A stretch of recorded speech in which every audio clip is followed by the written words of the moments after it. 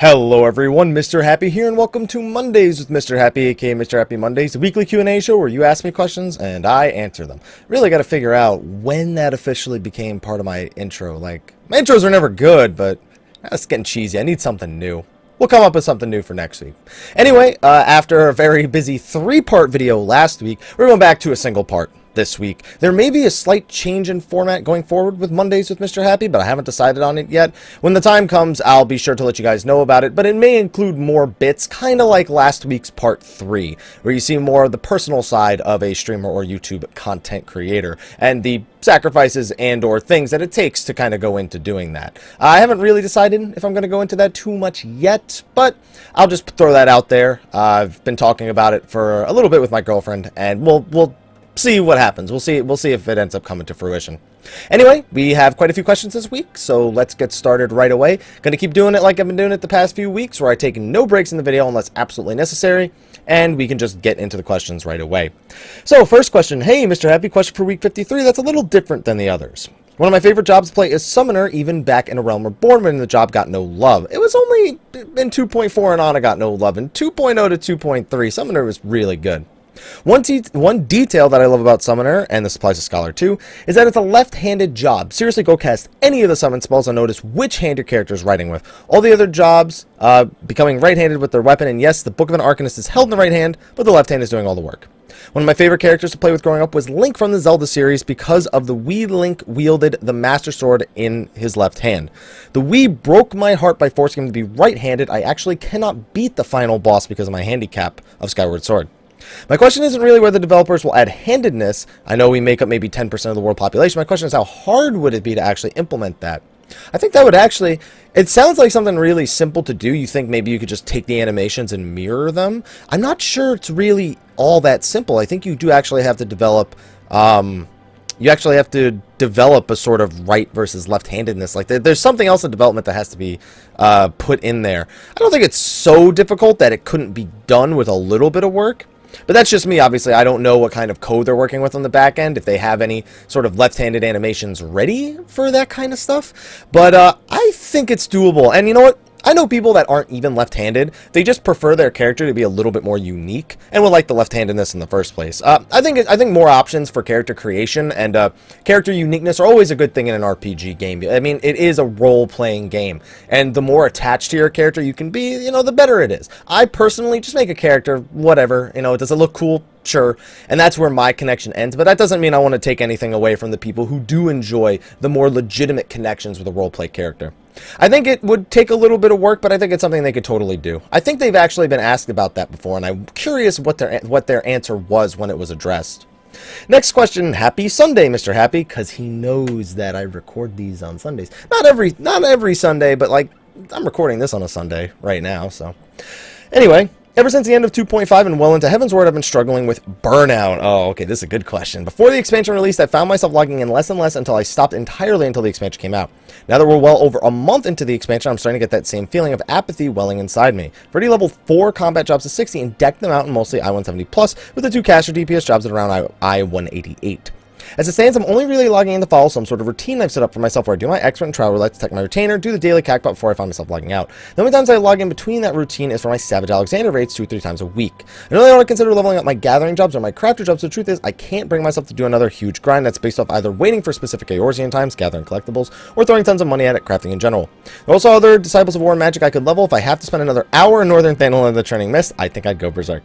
So the bottom line for this question is, how do you stay motivated and avoid fatigue? How much of it has to do with your YouTube videos and Twitch streams? What would you suggest I do in order to bring that spark back to the game I have loved for years? I don't think the spark is gone. I think everybody experiences this. Hell, go back to before the expansion launched. If you came by my stream, you would see I'd do a couple of hours, do that routine that you were talking about, and then I'd play another game for a few hours. You know, I wasn't afraid to be like, you know, there's not a whole lot that I feel like I need to accomplish in the game right now. So I can very comfortably take some time away from it, do any videos that are applicable, and then play something else that I've been looking forward to, as opposed to starving myself out of other games that I'm avoiding because I'm just playing Final Fantasy XIV all the time. Now, right now at the expansion launch, I am very busy. A lot of it is YouTube motivation, specifically leveling multiple jobs. It's also something I just like to have options when I log in. You know, oh, I want to do my expert today, but Do I want to play Dark Knight? Do I want to play Astro? Maybe I should just do my Ninja today. I like being able to log in and have that choice for my routine. It spices it up a little bit. I also am still doing my Alexander on a weekly basis, still my daily Cacpot, and I've been thinking about getting back into Chocobo racing a bit more. I also played some Seal Rock Seas today and had a blast, even though Adders lost both times. I mean, we're talking about the Adders here on Ether Data Center, like, come on. It was still a ton of fun, and it was definitely nice to break up things a little bit. And it's always kind of been this way with the even number patches, where the people who aren't like spending lots and lots of hours inside of the most recent raid content are mostly finding this to be a thing. The relic weapon coming up in the next patch will give people a bit more of a long-term investment thing to do, especially people who are tired of leveling jobs but kind of want to work on their relic. It'll give them two sort of different long-term goals to reach for at the same time, both with leveling and getting a relic weapon for a different job. You'll also have the more casual stuff that you can log into, whether it be daily or weekly, depending on if you get your drops or not. Sky Island Exploration should be good. And honestly, in general, if you're looking for something a little bit extra to do, if you have a free company that has gardening in the housing areas, or if you have your own house, gardening, I know a lot of people who get really, really into it, as well as the free company airship crafting and going out on explorations. I see a lot of people spending a lot of hard time just trying to figure everything out for that. It's all about opening up possibilities. And by the way, leveling your gatherers ain't as bad as you make it seem. Grand Company turn-ins on a daily basis. Your challenge log is still actually really good for gatherers and crafters, and it's not as much money as it seems. I barely even tried to do my gatherer, and I was working most of the time and just clicking in and maybe doing a collectible, grinding a little bit with the new whatever it is, pages, also buying some old pages from the Grand Company, also working towards the glamour gear, ranking up PvP. There's a lot of different things you can do. It's all about what actually interests you. And if you're experiencing burnout, it just may mean you're playing too much. Like, that's the bottom line. Burnout is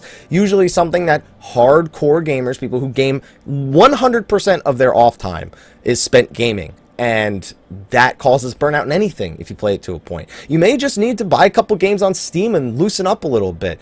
Play some games in between after you've done your daily routine, and don't force yourself to log on more than you feel like you need to. I mean, that's just going to make it even worse. That's my honest opinion. Try playing a few smaller games. Reciteer was a game I played about a year ago. That was a phenomenal game. Play a single-player RPG or something like that. Something that has that vertical progression that I know that us RPG players really, really enjoy. And I know when I say vertical progression, I mean leveling up in a new RPG, learning new skills, maximizing armor. It's something that you can experience in a single-player RPG, and there are tons of them out there to experience it. Take a break, log in for your Savage raids to keep doing your daily routines, and if you're looking into it, maybe try PvP, or really try to get those gathering or crafting jobs up there.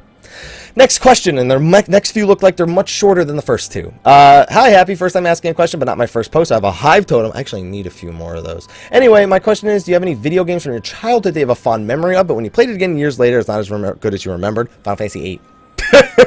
Final Fantasy VIII was the first Final Fantasy game I owned, and I loved every second of it. Went back and played it about a year ago. I was like, I think I like other Final Fantasy games better than this. Granted, of course, I did eventually go back, play 1, 2, 3, 4, 5, 6, 7, 9. Like, I played them all.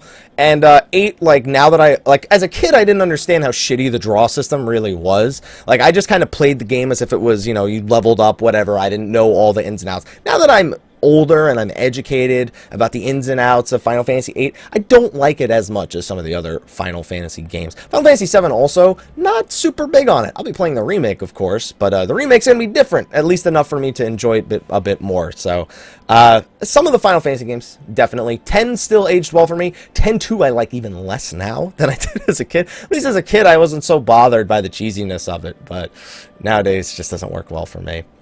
Next question. It's been a while since I asked a question. I can't remember if you already answered it, but have you ever watched any anime? I've watched anime, but I don't watch anime. Like, I'm not, like, I know people that make lists of what they're going to watch this upcoming season. Like, oh, this is my summer list, this is my spring list, this is my fall list.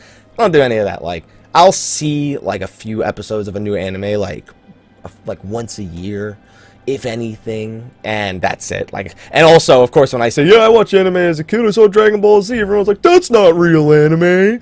And I'm just like, listen, it's all that was on TV. They had no internet. It's all Toonami had, man, all right? That's what I'm going with right now. But, yeah. And also, Sword Art Online, I've seen an episode. It was terribly uninteresting for me. So yeah, that's what I'm doing. I'm just generally not interested in anime. It's not something that I'm interested in mainly. Next question. Question answered. Move along. Wait. Oh, you edited the post. You had a question here. And oh, okay. Okay, yeah. There you go. Anyway, moving on, like the person said. Hello, Mr. Happy. First time poster here with a short question. I'm wondering what your opinions are of the Dark Knight weapon stance. Do you think there will be any chance of SC changing it to anything else? As it is right now, the only thing I don't like about the job really, who would hold a sword in that manner?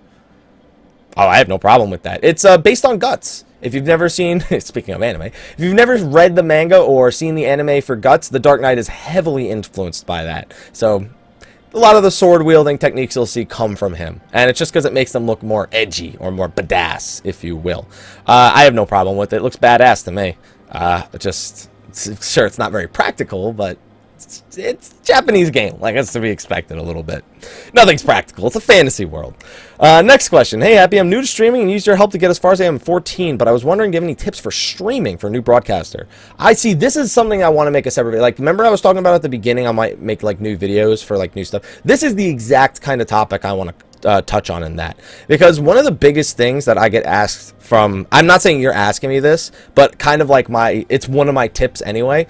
The biggest question I get is, how do I get more viewers? And to me, that's already the wrong approach to streaming, because you should be streaming because you want to stream. You want to share your gaming experience with other people. And yes, I know it's terribly frustrating to not have people watch you. You guys don't think I was always ever like, oh, as soon as I made a Twitch account, bam, 150 viewers. No, of course I went through the hard times as a streamer with having 1, 2 people, sometimes no people. And I got to sit there and talk to myself just in case anyone comes in so they don't think that I'm just like,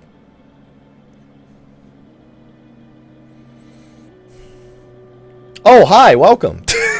Like, talking to yourself is a big thing. And also, just don't go into it expecting to go big. Like, don't quit your job. Don't be like, oh, I'm going to be the next big streamer. You go into it with that mentality, you usually just set yourself up for disappointment. Because as soon as you don't reach those goals within a few days, a week, you're like, I don't know, no one's watching. Then you just start worrying and you lose confidence, and it's not worth it. Just do it to have fun. Best tip I can give. Do it to have fun. You want to have fun while playing games. Guess what? People like watching people have fun. Or raging. Well, whichever one works best. But make sure you're having fun while you do it. That's one of the biggest tips I can give. Next question. Hey, happy belated anniversary. Thank you. Question for week 53. One or more members new to this duty. Bonus will be awarded for swift completion. Damn. That's a challenge. All right. Swift answer. Here we go. Do you think that Square Enix will give us some sort of incentive to going back and do the Crystal Tower raids? Maybe like a 24-man roulette of really sucks for people who are doing it now for the first time and looking for the people of glamour, minions, on a night card. Also, if you have the time for another question, do you think we'll be able to repair others' gear in the future? I don't know why they took that away in the first place. I think they've explained it. I think they're going to make they've already talked about re-incentivizing 2.x content. They actually spoke about it in a recent interview. I did a video about it a few days ago regarding the Game Watch interview and whatnot. So yeah, I think that starting in 3.1 and moving towards 3.3, you may see the Crystal Tower thrown into a roulette. I don't know for certain if that's going to be a thing. I don't expect Coil to hit roulette or anything, so that's kind of weird that the Crystal Tower does, but Crystal Tower is more casual-based content. It's just kind of strange if you have the level 60 and the level 50s all within a raid roulette kind of thing. But I think it makes more sense when you have multiple raid roulettes anyway. So it's kind of almost like the old leveling roulette, how it was stupid how it went from Orm Vale to a level 51 dungeon, and the high-level roulette was level 50. Like, it didn't make much sense. So, I think that is the case. And as for repairing other people, I hope that comes back at some point. But I don't know. It was in 1.0, so I don't know. Next question. Hey, Happy. Thanks for answering my question a couple weeks ago. Happy belated Monday's anniversary. Thank you. I've been conflicted over the past couple of weeks of what job to play. I level Ninja's my first job as a 60, and have picked up other jobs in spare time just to mess around and see what I may like while gathering cross-class skills. Since I have leveled Paladin to 56, Monk to 52 so far, man, you got... Ugh. And I was a leveling Monk, I found I like Monk just as much as I like Ninja. My free company has shown interest in me joining in static of their DPS. Slashing debuff is provided in their makeup, so the option to play as a Monk is there for me. Since I've been on the fence until all my SOs to make a decision. I understand Ninja's a pretty solid place. Do you think that stay the same throughout the duration of the Heavensward expansion? I'm expecting some job changes, but some people want Ninja to get buffed a little bit. I don't know. As someone who's main Ninja, I don't really feel like... Yeah, okay, so is Ninja pulling like 1200 DPS in adequate gear like Monk and Dragoon is? Probably not. Are they pulling bad numbers? No, they should be pulling numbers averagely above bards and machinists. Something comparable to casters, though usually a little bit behind, depending on how much like Foe's Requiem is provided, or if you have a machinist providing the physical debuff as your ninja, limit breaking, like things like that come into factor. But I think Monk, as much as, you know, I kind of say I think Dragoon and Ninja are in a better place than Monk, Monk's DPS, while it is very selfish, they're self-sustained DPS, they're perfectly fine if you're having fun playing that. And also, if you don't have a Dark Knight, having Dragon Kick for a static is definitely something of value, especially going into things like A1 and A3 Savage. So, I think that Monk is in a better place. I think it's just that their raid utility, like their contribution to raid-wide DPS isn't as high as Dragon and Ninja, and that's the main thing. Their DPS is all selfish. Like, oh, my blunt resistance down, it's all my DPS, my stacks, my chakra. Oh, by the way, here's mantra. Like that's kind of it for them. Whereas a Dragoon is like, here's a buff for the bard, here's battle litany for everyone. The ninja is like, here's a goad for you, here's a trick attack for you, here's a shade walker for the tank so they can tank without their tank stance, here's a smoke screen for the healer for the same reason. And then you just have Monk who's like Dragon Kick and mantra. As good as their DPS can be, it's just that I find it a bit selfish. So you have to decide, do you want to be more of a team player with your ninja, or more of a high sustained damage but selfish DPS like Monk? Ask yourself that question, and you'll probably come to your answer. Just one of those two things you're going to have to decide upon. I can't decide for you, unfortunately. Maybe your static can decide for you. Maybe they'll say, we want this more than the other. We'll see what happens. But I wish you the best of luck in coming up with a decision to that. Next question. First time poster, love watching your videos and strat guides, and also listen to Stay the Realm at Work. That's a bonus. I have a question and a short one word answer question as well. In the last game zone, there's an awesome looking floating ship that houses the Warring Triad. I have always been a big fan of awesome looking airships in Final Fantasy, my favorite being the Invincible from 9. Especially when they summon Alexander to Kupo all over Bahamut, and then Invincible just ruins his day. So back on the track. Is that a ship? So will it ever move, and who are the 3 inside the Triad? Well, we're going to learn more about the Warring Triad through a side quest. The Extreme Primals right now are part of a side quest called the Gods of Eld, and we'll probably learn more about them. As for the flagship, I don't expect it to go anywhere. If anything, more people are interested in the lunar whale lookalike that has been popping up in the Sea of Clouds. I'm more interested in that than I am in the Azizla flagship moving. Azizla as a zone, I don't think the flagship is ever going to go anywhere, because it kind of holds all of Azizla together if you look at the way that Azizla is made up of things. It's all one entity that's being held together. And the tiny question is, so I quit Final Fantasy when there's only +1 relic, came back 2 months ago before Heaven's Word, started playing Ninja thanks to your vids. I want another class, but can't decide to like Bard or Black Mage more. Bard or Black Mage play very similarly. I say go Black Mage. Black Mage is a lot of fun, get to see big numbers all the time, just get used to not moving a lot. You'd have to get used to that on Bard anyway. So Black Mage, definitely, probably my preferred choice of the two. Next question. Hey, Haps, first time asker, so get the mesos. I'm capped for the week. Damn it. Why do I do this on Monday when I'm capped for the week already? I gotta change this to Tuesday so I get the SOs. I'm an Australian player on Genova, and consequentially, my latency is utterly atrocious. My question is, should you choose to answer it, is thus. What class do you think works the best with a lot of movement?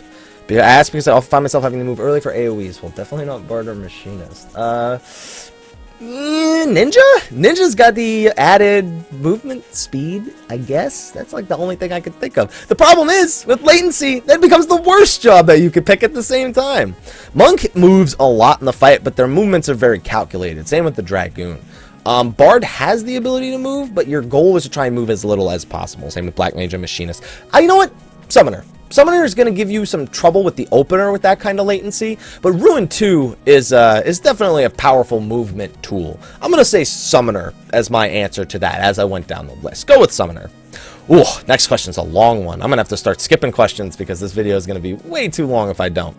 Hey, Mr. Happy. Didn't realize last week was your Sweet 52, so have a happy belated. You may not get a bonus from me as I already asked once, but you can have this nice stack of 50 HQ Drac pots. Yes. This week I'm not so much asking questions, I'm throwing an idea at you to see what your thoughts will be. Alright, I'm going to have to just read through this then because, unfortunately, as I said, going through a lot of time here with these longer questions, so if it's just an idea, not a question, I kind of got to, like, summarize this real quick. So, what new job would you, normally people like Blue Mage as a job. It's an amazing job when the idea was tweaked around to make it a bit more unique. The idea comes to mind as a Pictomancer, where your character paints portraits of monsters and uses their abilities. So, okay, the same problem I have with Blue Mage is the same problem I already have with what you're proposing to me, is that using monster abilities in Final Fantasy XIV, very difficult idea, because the majority of monster abilities are placed AoEs, and the other ones like silences, paralyzes, slows see very little use in endgame content. So these jobs need more substance than just take a monster, get and use its ability in some way. That is the ultimate problem I have, and it's the same issue Yoshi P said. The main reason why they haven't done Blue Mage, or why it's barely been in consideration as much as they want to do it, is because they don't want to make it just, oh, go do these job quests and you're done. They want it to capture the element of the Blue Mage and make it so they have to go out into the world, fight enemies to learn abilities. Probably not as annoying as Final Fantasy XI's was to do, but the point is just the way abilities are structured in an MMO like this makes it a super difficult thing to do. And a fresh outlook on the job, always welcome. The problem is just using monster abilities. Like, that is the core problem with the Blue Mage. I so look forward to seeing how they do it. I'm not saying your idea can't work with the pictures, you know, like you said, referencing Realm in Final Fantasy VI. I just have an issue with using enemy abilities just because of the nature of the way abilities work in the game. So I don't know what they're going to do, but hopefully they can figure out something. I don't expect Blue Mage to be in the next expansion. Red Mage, maybe. Samurai, most definitely. And I don't know if they're going to do any other ones. Next question. Hello, Mr. Happy. Nice to see you back at it. That's a bonus, because I'm new, like I said earlier. Question is, I have Nin at 37. Feels really dorky and lame. Gotta get past 37. I mean, Dragoon and Monk, my favorite. Should I even bother trying to level Nin, or just stick to Dragoon and Monk? In the end, I'll make up my own mind, but I value your opinion. Ninja's a lot of fun. You find yourself, if you get to 40 and you have trouble chaining together 2 Mudras, you may want to stop there, because it's only going to get worse for you from that point on. Ninja has a lot of tiny intricacies. I do personally feel like it's the easiest of the 3 melees to play, probably because I main it. But, I mean, Monk doesn't have terribly difficult rotations. It's more along the lines of just getting that opener correct, so you have all your Grease Lightning stacks. Probably the job where opener matters close to the most. It depends on which jobs we're comparing it to. But I say at least get it to 40. I mean, the job doesn't even get fun until 45 when you have all 3 Mudras. That's when it gets really interesting, and you start coming into maintaining your Huton buff and use, Armor Crush will come later. But it's a job that's, I find fun. The only problem with it can occasionally be Mudra latency. Next question. Hey, Mr. Happy, long-time viewer, first-time poster, so SO bonus. Yes. Firstly, happy belated 1-year show-anniversary. Like it. So come now on to my questions. If you can only answer one, I'd prefer to hear your thoughts on my second question. All right, so I'm going to actually take up your offer here and only answer the second question. Apologies, because I actually see the first question and I'm kind of interested in it. Second question, new 24-man raid. I've read some speculation that people believe the new 24-man raid would be the Lunar Whale, but wouldn't that contradict what Yoshi P said about not wanting to do a callback to an old Final Fantasy game? He literally just said that in another interview, that it's a completely original thing to Final Fantasy XIV. That's not to say the Lunar Whale couldn't be a part of it. Using some sort of unique airship to travel to the 24-man raid's entrance is not totally out of it. Calling reference back to the Lunar Whale is not the same as going to the moon and doing the 24-man raid there using the Lunar Whale. So the airship it may not even be the Lunar Whale. It's just what everyone looks at, and honestly, it does look like the Lunar Whale. He's said again recently it's going to be completely original. That airship absolutely has something to do with it, but we don't know exactly what it is yet. And even with the kind of loose translations we got about the 24-man raid with the airships and whatnot, we'll wait next week. One more week, less than a week, we'll find out something about the 24-man raid at the 14-hour broadcast. What it is yet, I don't know, but we'll find out something. Okay? Something, whatever. We'll find something. All right, next question. Hi, Mr. Happy. First time poster here. Gordian Basset. See, you can't just promise me an I-210 weapon. That doesn't work. But thank you. A couple months ago, I moved to a JP server for better ping because I live overseas over the summer. I'm going back to America in a few weeks and I'm now pretty much torn. I have friends in both the JP and NA servers I enjoy playing with. Now I have no idea what server to put my main character on. The JP server is slightly better for progression as the quality of pugs is much higher and it's easier to find a static. But on the NA server, I will be playing with lower ping and may find more people on during prime time. I would switch to NA. Like, I mean, yeah, I know the Party Finder and the Duty Finder and the NA server is not nearly as good. But, I mean, the Japanese servers have their own issues. Like, it's kind of like a reverse mentality. You go to the Duty Finder to clear on JP servers, Party Finder to practice. NA servers, opposite. Duty Finder to practice, Party Finder to clear. At least for things that are actually in the Duty Finder, which, unfortunately, there's not as many of nowadays. So,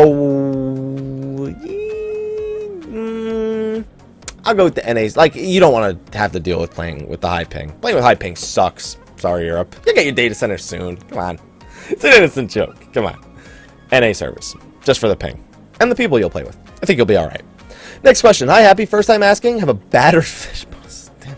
If only I was culinarian. It's only level 5 to make it, but regardless. Got 2, hopefully, really quick questions. First, you said you played RO2 last week to reach rating. Someone else played that game. I have to ask one thing. Why? Friends played it. Said, why not? Ended up meeting my girlfriend through there. So, I'm going to say that it was a good investment. Second, do you think Dark Knight's animation a bit too slow? No, but they don't feel as heavy as the Warrior animations do. That's my only real thing. And considering you're wielding a big-ass sword, I expected the animation to be slow, but they strangely don't feel as weighted. Which is really weird because you can't feel weight. You literally cannot feel weight through the internet. But there's some sort of deep-seated feeling when you see a character swinging a sword. You're like, oh, damn. I don't get that with the Dark Knight. Only with the Warrior. Next question. First, second time bonus? There's no such thing as a second time bonus. That's cheating. Anyway, love your show. It's great to listen while whittling away the hours at work. Keeps me connected to the game when I can't play nearly as much as I want. Keep on keeping 2 simple, fairly basic questions for the fun of it.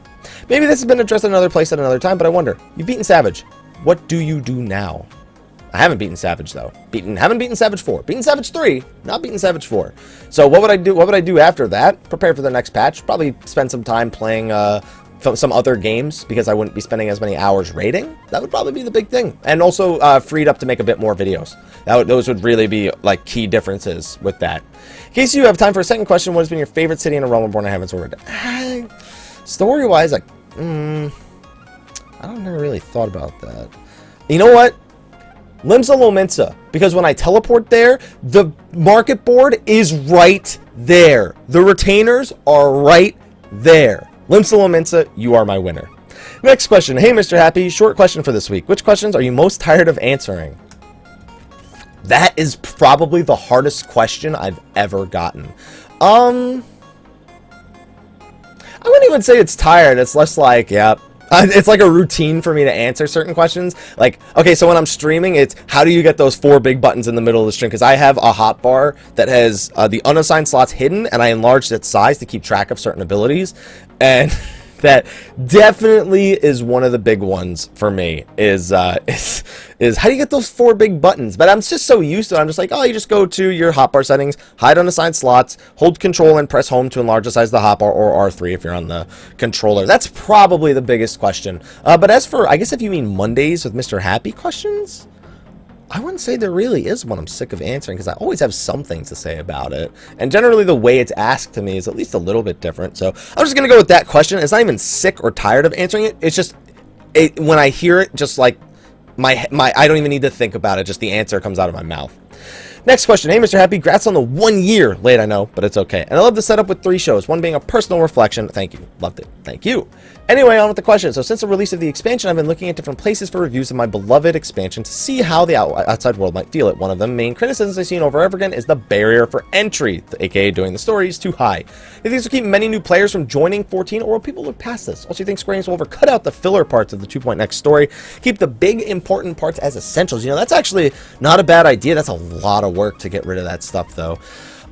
First of all, it depends on the way you look at it. If you look at an MMO as a chore, yeah, then the story seems like a high barrier for entry. If you play Final Fantasy like a Final Fantasy game and go, okay, there's a story, I can follow it, here's a continuation,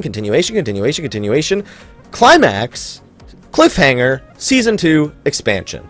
But it's all about perspective. I think the only way there's a barrier for entry is if you care nothing for the story at all. Otherwise, it's something to do. You're getting gear the whole time. You're still getting experience if you have the expansion installed. There is still some form of progression. It's just stunted because you're still doing old content as a sense. It could be worse. They could have forced you to do Coil for Alexander. They could have forced you to do Crystal Tower for the new 24-man raid. Thank God they didn't do that. Just having to do some story quests, which give you gear experience and gil, I don't consider that too much of a barrier of entry, at least considering that what it could have been, considering the way that the game was structured.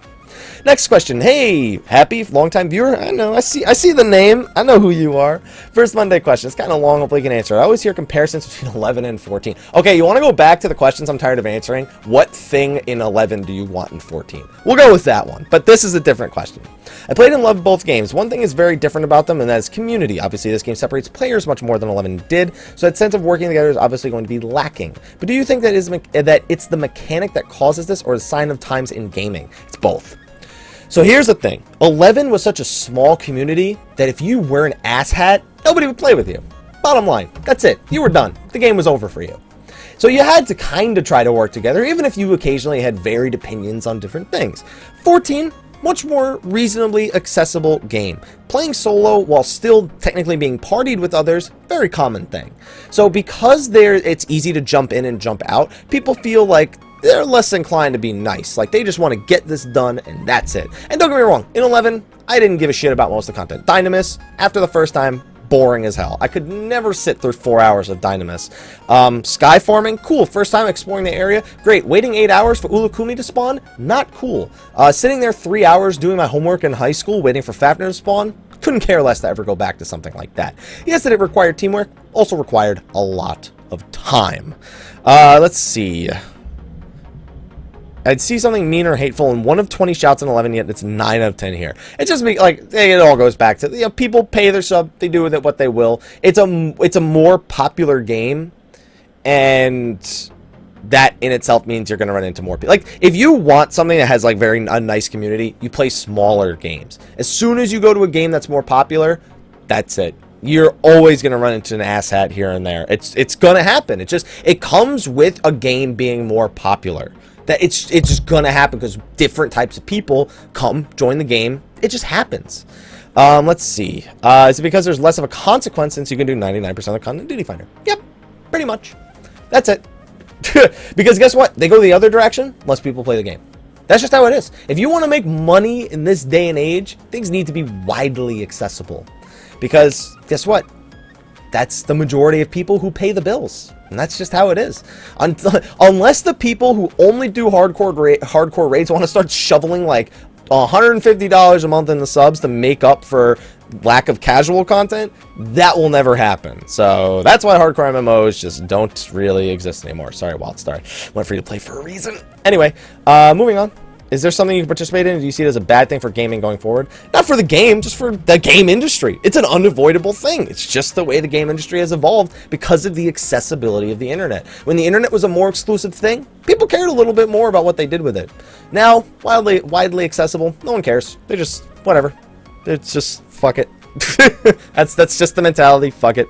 That's just what can happen. Also, 11 was full of elitists. It didn't have as many trolls, but by God, was 11 even worse with elitists, although a lot of people rarely admitted it or rarely said anything. Like, oh my God, this guy doesn't have HQ rings at level 10. What a fucking asshole. Like, oh God. Shiva server, fantastic. Anyway, moving on. Next question. This is more... He actually started with. This is more of a question aimed at the idea of your YouTube channel in general. Lately, you've been answering only one question per person because otherwise the video would drag on too long. I would like to say, don't worry about it, man. We want more questions and longer videos, bro. I think it's 100% safe to say that everyone watches Q&A has no problem with extra long videos of part 1s and part 2s. For example, for me personally, I listen to it while doing some relaxing casual content like Fates or Dungeons. That's casual. It's relaxing? Your voice is super soothing while being informative at the same time, and I think many will agree with me that the powers behind the show. Just saying. Just super saying. Don't worry about the length. We don't mind long and detailed answers. We want more of you. For the sake of having a question, what do you think about this idea? It's not just because of the people watching. It's because I need the time. You know what I mean? Like, if I don't have the time, I don't have the time to produce other videos. I don't have the time to stream. I don't have the time to raid. I don't have time for me.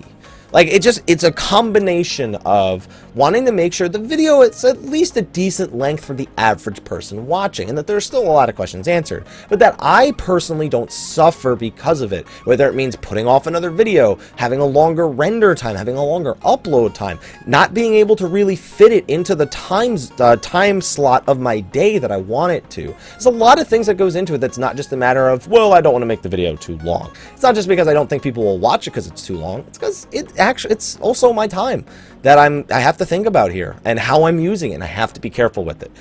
So, not that it's a bad idea. Sometimes I get into the question so much the videos go on longer. It's normal. It's just a matter of I need to be somewhat conscious of the time the videos take. Next question. Hey, Mr. Happy, first time posting, so I have a soldiering bonus. Poetics. At least so I can level my desynthesis. I need advice about my static. Currently we're on A3 Savage. This is going to be good. It's impossible for us to beat because we don't meet the DPS check. All of our DPS are usually about 1.1k on the first phase and 1k after, and the tanks are usually around 700 plus. We don't meet the hand DPS check. The problem here is the white mage does not DPS at all in the first phase. He'd rather wait for something to hit us than DPSing and putting up arrows. He knows that we're wiping because the highest DPS from us is not enough. When we suggest DPSing, he goes, I'm a healer, I heal, you DPS. Oh god, I can't stand this. 6 of the 7 static members want him out because our scholar doesn't want, but our scholar doesn't want him to get kicked. He's limiting our scholar's DPS and forcing him to heal more, and we don't need the extra healing. We've been together for a year now, and I don't know what to do. If we kick the white mage, the scholar might leave, and I don't want him to leave the crappy white mage. What do you think I should do? I was thinking about making a video about this too. Oh man, I might answer this and make a video. Who the hell knows? The bottom line is, if you're doing Savage, that you DPS, I heal is no longer a valid thing to say. I hate to say it. For the longest time, I've made mention of, if you're a healer, first get comfortable with healing, then explore the idea of DPSing. That was for A Realm Reborn. At this point, the game has been out long enough where that option should have been explored by most people already. For example, A3 Savage, here's how A3 Savage the fight should start. And don't get me wrong, your white mage, he's not going to pull like 400 or 500 DPS. I don't even know. I think our white mage pulled like, I don't know, like 200 or something like that total across the whole fight. Most of it being from the first 2 phases.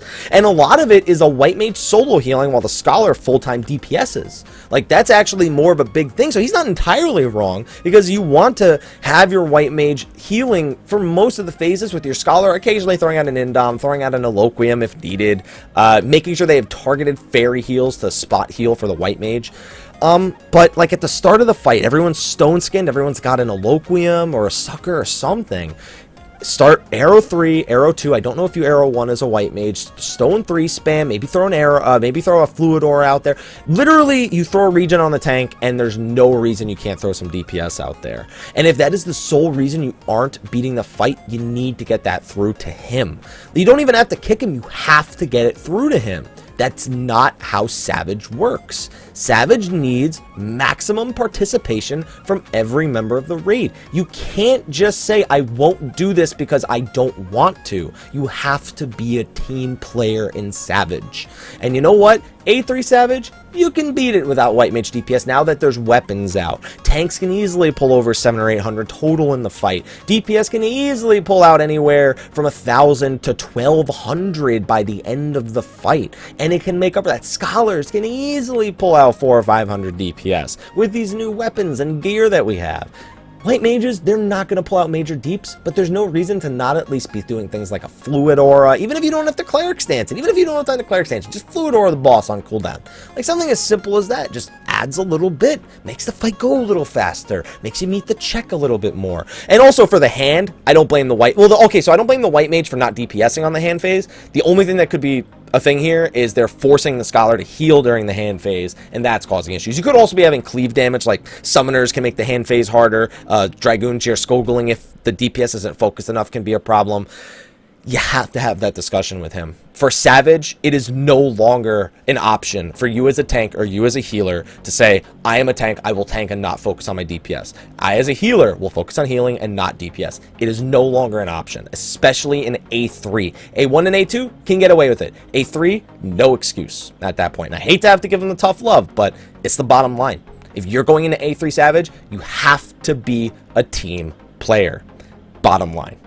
Sorry if that seemed like a harsh question, but I'm going to be making a video on that. Now I'm fired up on that question. I got to make a video about it.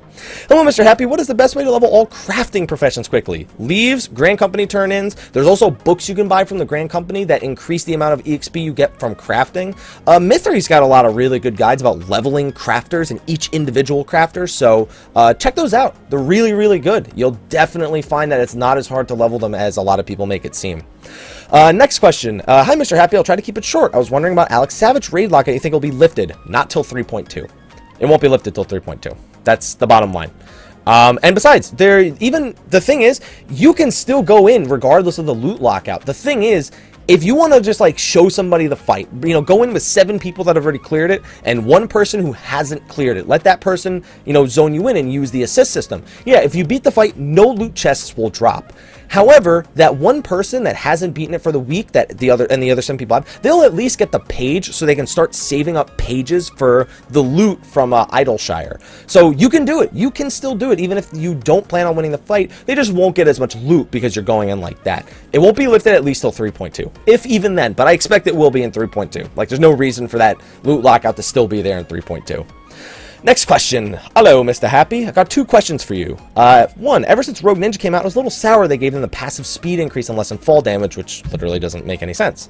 What would you do to make things equal? Relevant passive abilities for each job and a unique mount at 30. I don't think everybody needs a mount at 30. I mean, they really only gave it to Conjurer for the Unicorn to, you know, get people to level Conjurer to at least 30, you know, 4 levels before Stone Skin.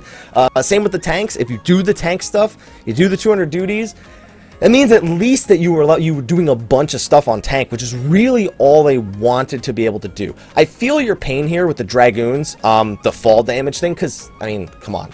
Look, they're Dragoons. Like, have you seen them in the cutscenes? They're crazy. I can understand that. But I don't think they need to make things more equal. I don't think Dragoons need to have decreased fall damage, but then again, I don't think ninjas need to have it. It's nice occasionally, but that's about it. Like, it's not like it make or breaks balance. Like, there's so few places where that is relevant. Like, PvP, if you want to jump off a cliff, that's pretty much the only place where that's relevant. Especially for the unique mount stuff, it's like, like almost no job has it. It's not like it's something that needs to be equal across every job. And also, it's not like you need to stay on the job once you have the mount. The mount is accessible across your entire character. And 2, what do you think about job-themed mini-games, like a jumping dragoon mini-game or a blocking paladin, monk whack-a-mole, ninja stealth game? We kind of have some of those, but like the ninja stealth one is not really ninja. You're just trying to sneak with the thing and delivering. I'm always down for more minigames. If people will actually use them, though, like, the MGP rewards need to be good enough. The gates, also, like I said with the ninja one, it's never hurts to add more stuff. It just needs to be stuff that people will actually do. Otherwise, development time is, like, wasted for that one. Next question. Hey, Happy Sunday Monday. Long-time viewer, first-time asker. I know, I see your name. I know who you are. I recognize the names, guys, just because I don't read them out here. I know. My question is a more hypothetical question. What do you think of, instead of primal ponies, doing primal-themed dragon mounts? Sure, fire dragon. The thing is, you have to look at, like, Bismarck and be like, well, weather. Because he's got wind, water, and thunder. And then you have Ravana, who's, like, fire for the most part. It's like fire and earth, if anything. But, yeah, I mean, dragons make more sense. We know the primal ponies are going to be able to fly in a coming patch. So, yeah, why not? Just dragons. More dragons. Dragons everywhere. Yes. Although Ravana, I would like a flying bug mount. That would be pretty cool. But, I mean, if we got to make them all thematically the same, I'm cool with that. Holy moly, there's a lot of questions here. All right. Hey, Happy. Greetings from Luxembourg. Not sure if you know where that is. No idea. I only have one small question, but I'd also like to hear your thoughts about some stuff. I know these last few weeks have been getting a lot of questions, so don't worry, this won't take too long. Didn't ask me not to answer more than one. Just won't take long. Don't worry. How much accuracy do you think is necessary for Savage? 640 if you're a melee or a bard. Main summoner, my Esther gear doesn't really have a lot of accuracy. You need, like, I don't know, like 600 probably as summoner total. We're talking about A4 here, not A1 and A2. Those need, like, it's like 600, 610, 635, and 640 or something like that. Somewhere in that vicinity. So 14 really isn't a PvP game. I was having fun with that earlier. But I think it has some potential. I mean, CLG has potential, but... Being able to craft boats and set sail. I mean, we still got to actually have useful airship content for. How about we get useful airship content before we worry about boats? Maybe in the expansion they were talking about, if we do a swimming expansion. But I mean, a boat PvP element, not a bad idea.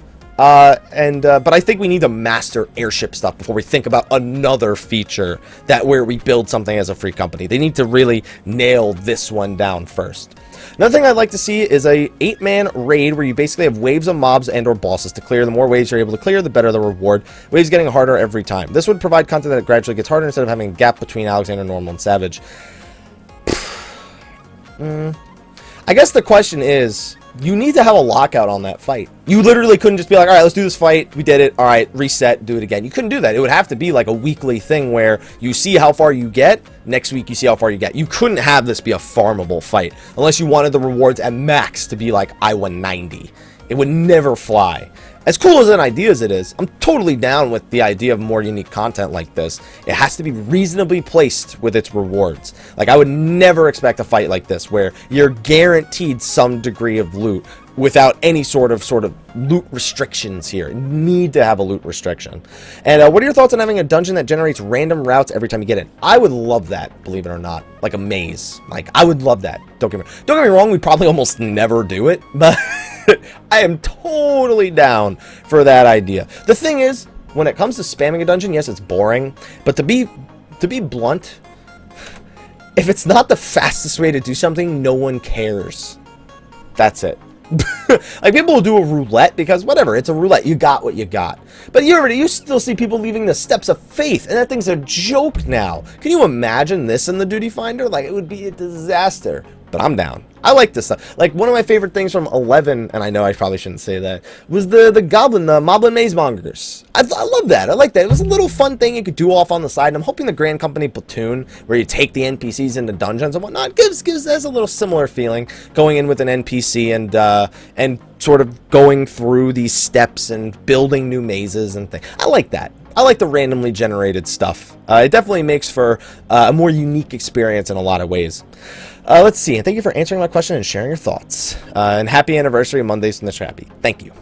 Next question. Hey, Happy, got 2 more questions. Going to keep them short. I believe you. Do you have a headcanon for your character? I.e., how do you think they would act or they would say over what the game shows? I don't. I think this goes in before, like, my role-playing experience, very limited. Like, I don't get that invested.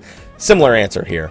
Why are poetics still a thing? Because level 50 people still need stuff. Hey, I need to level my desynthesis, so I don't want them to remove it yet. I still need more goldsmithing accessories, so just don't say anything, all right? I trust you. Got it.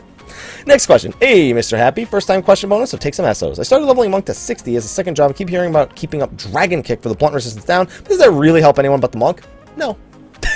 As I was saying before, selfish DPS. The int down debuff, though, helps everyone. Because guess what? Dragon Kick reduces intelligence on the boss, reduces the magic damage that the boss deals. Whether their cleaves be magic damage, their auto attacks, their AoEs, reduces the magic damage they deal. Super, super important. That's why Dark Knight has been very popular when you don't have a Dragoon. Monk. Sorry, Dragon Kick, Dragoon. Dragoon Kick. We'll kick the Dragoon out of the party. There we go. So yeah, that's a pretty big one. Is there something I'm missing with Monk that is a redeeming feature utility-wise? Really just made Monk that much less useful. Kind of like what I said before, they are there for Dragon Kick and Mantra. That is all they are there for, really. They have really good selfish DPS, whereas Dragoon has better raid utility and raid DPS increases with Battle Litany, and of course, the Disembowel debuff for the Bard, or Machinist, whichever one. So, yeah, the answer to your question is yes, but that doesn't make Monk bad. Just means that you have to build a composition that makes sense to have a Monk in it. So hopefully that makes sense to you. Thank you, and have a happy Monday. You too, man. Well, oh my god, this last question. I got a few more in this last. I scrolled down to see how many questions I had. Oh my god, the last question, I do not know if I'm going to be... Like, I can make oh, there's a TLDR at the end. Love you for that. Next question. Hey, Mr. Happy, hope you're having a great weekend. So I can watch you guys and stay around. The issue of team togetherness is always a topic when you guys go over raids in general, but it's Savage's main topic. I seem to remember reading that we were going to be getting a practice system. We could single out a boss or phase and be able to get it down. Has there been any new talk of this? Okay. So with this practice feature, by the way, this practice feature that they spoke about will never come out alongside of the raid itself. Like, you're never going to get like, okay, we're on the oppressor, right? And we've got this phase down, we can get them to the jumps, but for some reason something always goes wrong on the jumps. Let's go into practice mode on this brand new piece of content that very few people are doing right now, and master it, and then go back into the fight and do it. It'll be something that comes out when it is eventually finished, like after the fight has been out for several months. Like, this would be something where I'd expect Savage comes out in 3.0, practice mode in 3.1, and even then I don't really know what their progress is on this practice mode and how it's going to work. I would just say never expect it alongside of a raid tier launching. Expect it like way down the line for people who are more casually clearing the content. Next question. Hi, Mr. Happy. Newest watcher, but first time asking, so have a bonus. Yes. Lately, I've been wondering what the new 24-man is going to be. While in As's line, notice the Garlean airship. I expect that'll be a story thing later on. There's a ring that around it looked like it'd be a gate of some sort. Get on board the ship at some point. Do you think the airship could be the 24-man? No. I think that they mentioned airships for the 24-man, but I don't think it'll be going to the Garlean airship. That seems like something that should be reserved for the main story. You know what I mean? Like, eventually, we'll try to drive them out of Azazlan. We'll have to board the airship and go through it. Probably a 4-man dungeon or like a Praetorium type 8-man dungeon. I don't expect it to be the 24-man raid. Next question. Hi, Mr. Happy. First time asking a question. No bonus.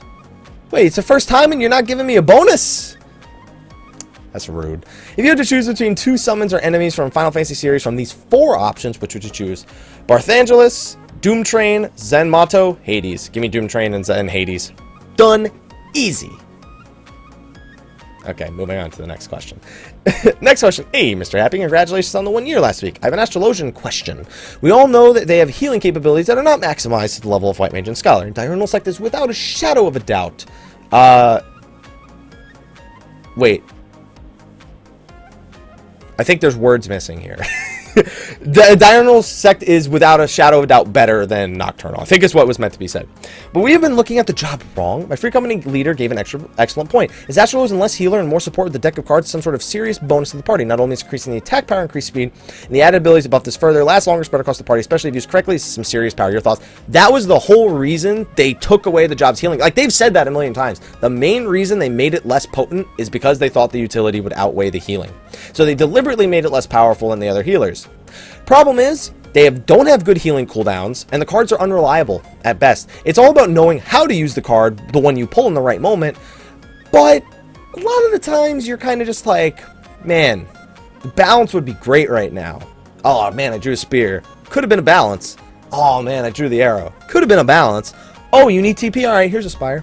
Like, they're not like game-breaking buffs, especially considering that usually when you bring an Astro, you're sacrificing something along the way. Usually some sort of overall raid DPS. They don't have great healing cooldowns. That is compounded with the fact their potencies aren't great. Nocturnal Sect is garbage.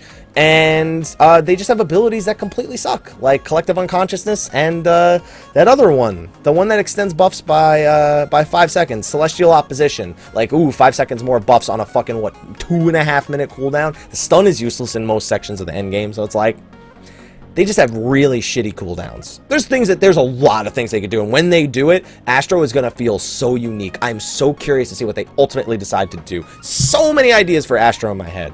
Can't wait to see what they ultimately pick. But it's going to get buffed right now. Doable in A1 through 3 Savage, but still not as good as the other 2 jobs. I mean, that's ultimately the thing. And outside of Savage, it doesn't matter if you play Astro or not, because Savage is the only place where job composition has to matter at all. It's the only place. It's all about player skill for everything other than Savage. Savage is player skill, composition, DPS, everything comes into play. Moving on to the next question. Hey, Happy. Question for week 53 and SO bonus. At the moment, I main a Paladin. I love the more defensive setup. In my static, I'm the main tank for more defensive CDs, so our warrior can go all out. But I have a hard time finding a good use for it because it has a 3-second cast time. Oh, you're asking about Clemency. I didn't even see the word Clemency anywhere here. So I have a hard time finding good use for Clemency because it is a 3-second cast time. What are your thoughts on this? I think if they lowered the potency and gave it a slower cast time, you mean a lower, not a slower cast time, a lower cast time. I think more players would use it. Clemency is something that's really, really specific. You have to know you're not going to get interrupted when you start trying to cast it. Otherwise, it's a huge DPS and utility loss. It definitely has its place, especially as an off tank. Just keep in mind that you say your group's mainly a main tank, but keep in mind, as a Paladin, you still want to be pushing out the deeps. Like, I was talking about this before. You can't be like a full-time Shield Oath Paladin in Savage. Like, you have to be comfortable with switching to Sword Oath at certain times, and I'm assuming that you would be, because the whole idea of main tank and off tank has completely gone out the window. I mean, A1 has 2 separate bosses, A2 is a bunch of different trash mobs that need to be tanked, A3, the main tank is whoever pulls first, and that's the end of it, because after that, there is no main tank, because there's constant tank swaps and stuff like that, and then A4 I can't comment on. But regardless, Cumbency has its use. You really, it's on a fight per fight basis. You need to know exactly when auto attacks stop coming out, when it can be used, when you know you're not going to take a hit because the boss is busy doing something else, casting a certain ability. Maybe you could time it with Sluice's cast to heal it on a target that has blood. It's like, okay, my Bard always has blood for blood here. So what I'm going to do is, when Sluice is at like 50, when Sluice is just about to finish casting, I'm going to start casting this. My heal will land on him right as Sluice hits the damage on him. Like, you got to be able to comprehend things like that, or notice the fight and look at those kinds of opportunities. And I think you can do it. So, lower cast time would be nice, or just make it not interruptible. That would be fantastic also. And the final question of the week. By the way, I got through almost every question. Fantastic.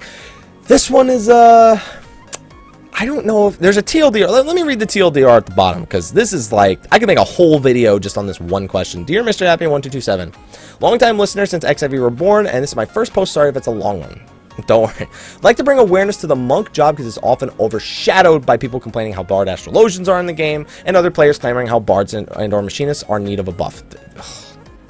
I'm sick and tired of the Bard and Machinist buff thing. It's not a real thing. I made a monk, but in the last 2 weeks I cannot get into any new statics. There's no new static except the monk. Okay, see, alright, already this is not a problem with monk. This is a problem with people looking at the job compositions of the world first groups and going, okay, that's the only composition we're allowed to do. That is the ultimate issue right here. Same thing with paladins. People are like, no, you can't bring a paladin. Doesn't do enough DPS. You can fucking bring a paladin. BG beat it with a paladin on the same week as the world first group. Yes, they did it at the end of the week, but it was still in the same week with the same gear available. It's doable with any job, monk. Or a monk in Elysium does like 1180 on A3 Savage.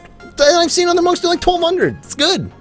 Anyway, so your question is really long. So TLDR, new raiding statics don't want monks in their raid groups as a melee DPS because dragoons are OP and ninjas are masters of raid utility. Dark Knights took away Dragon Kick's usefulness. What can Square Enix do to incentivize new statics taking monks in the future endgame raids?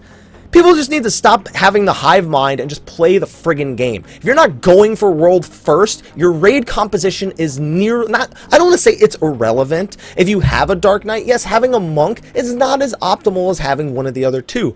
Is it unbeatable with a monk? Hell no, it's not unbeatable. And also, then you have the benefit of, you have the Dragon Kick on both enemies and A1 Savage. And if anything ever goes wrong, the Dark Knight doesn't have to use Delirium. They can focus. You can just have the Dark Knight get even more Soul Eaters out. Like, there are things here that you can do. It's just that people see what other people do, and they're like, well, that's what we have to do because it's what they did. That's not how it's supposed to go. You can have a Paladin Monk composition, Paladin, Warrior, Monk, Ninja, or Dragoon composition and be perfectly fine. But most people don't see people doing that, so they're just like, World First Group had Dark Knight, Warrior, Dragoon, Nin. Obviously, it's the best. Is it the best absolute raid utility and damage? Yeah. Kinda hard to debate that. But that doesn't make it unbeatable. People just need to stop it with the hive mind and go, oh, this fight can be beat with a monk. We don't absolutely need this exact raid composition, or we will never beat A3 Savage. A4 Savage, I'll comment on at a later date. But, I would like to see just, I don't know, give monks, I don't know, if monk already are a completely selfish job with their DPS, give them more? It's like, that's about the only thing I can see. Like, what else are they gonna do? Are they gonna make like Snap Punch, add a debuff that like makes the boss next ability not crit? Like, I don't know what the hell they're gonna do. Just, they're good, alright? They're fine. Just people need to stop being idiots and just looking at what the world first groups did and be like, that's the only thing we're allowed to do. Just get jobs that people can play adequately and don't force people onto certain jobs. That's my opinion on it. Anyway, that's going to be it for this week's episode of Mondays with Mr. Happy. You got your wish, Pyro. I did the whole video. Went through every single, well, at least every single post. Maybe not every single question. But thank you for watching, everyone, this week. Be sure to ask your questions for next week in the thread under the video. I don't know why I'm doing this when I should be like this under the video. Well, in the description of the video, you'll find a link to the thread where you can ask all these questions. Anyway, thank you for watching. I will see you all next week. And until then, Take care.